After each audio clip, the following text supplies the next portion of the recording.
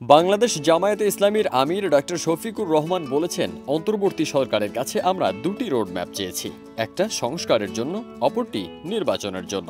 প্রথমটা যদি সফল না হয় তাহলে দ্বিতীয়টি ব্যর্থ হবে। আমরা কোনো ব্যর্থ নির্বাচন চাচ্ছি না, আমরা চাচ্ছি একটা সফল নির্বাচন এবং তা দ্রুততম সময়ের মধ্যে হতে হবে। এই যে উনার ঘটনার এক মাস আগে এরা বেল পেয়ে রিলিজ হয়েছে জেল থেকে, আগে জেলে ছিল ডাকাত দল হিসাবে, এবং এরপরে তো তারা একটা বিশাল দুর্ঘটনা ঘটায় ফেললো। এরকম আরও অনেকেই জেল থেকে বেল পেয়েছেন, সরকারকে এগুলো দেখতে হবে। কক্সবাজারের চকরিয়ায় 23 সেপ্টেম্বর ডাকাতের ছুরিকাঘাতে নিহত সেনাবাহিনীর লেফটেন্যান্ট তানজিম সারোয়ার নির্জনের বাড়ি টাঙ্গাইল সদর উপজেলার করটিয়া ইউনিয়নের করের বেতকায়। গত 28 সেপ্টেম্বর রাত 10টায় তার পরিবারের সাথে সৌজন্য সাক্ষাতের পর সাংবাদিকদের প্রশ্নের জবাবে জামায়াতের আমির কথা বলেন।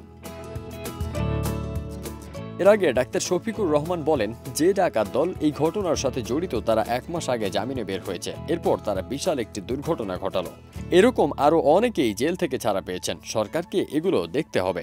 দেশের মানুষের স্বার্থে যা করা দরকার তার সবই করতে হবে। তিনি আরও বলেন, আমরা নীতিগত সিদ্ধান্ত নিয়েছি, আইন আমরা হাতে তুলে নেব না, কিন্তু সুনির্দিষ্ট অভিযোগ যাদের বিরুদ্ধে রয়েছে তাদেরকে অবশ্যই আইনের আওতায় এনে শাস্তি দিতে হবে।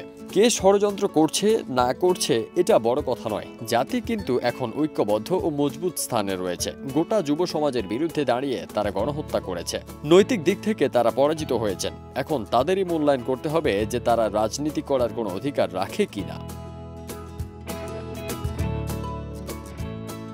ডাক্তার শফিক বলেন, দেশের জন্য জীবন দেওয়ার সৌভাগ্য সবার হয় না। তানজিম সারোয়ার নির্জন সেনাবাহিনীতে জেনে শুনে গিয়েছিলেন। এটা জীবন মৃত্যুর বিষয় এবং সেটা দেশ রক্ষার বিষয়। এটা জেনেই তিনি সেখানে গিয়েছিল। আলহামদুলিল্লাহ, তার মা বাবাকে মহান আল্লাহ এরকম একটা সন্তান দিয়ে ধন্য করেছেন। আমরা ওনাদেরকে গর্বিত করতে এখানে আসিনি, আমরা এসেছি নিজেরা গর্বিত হতে।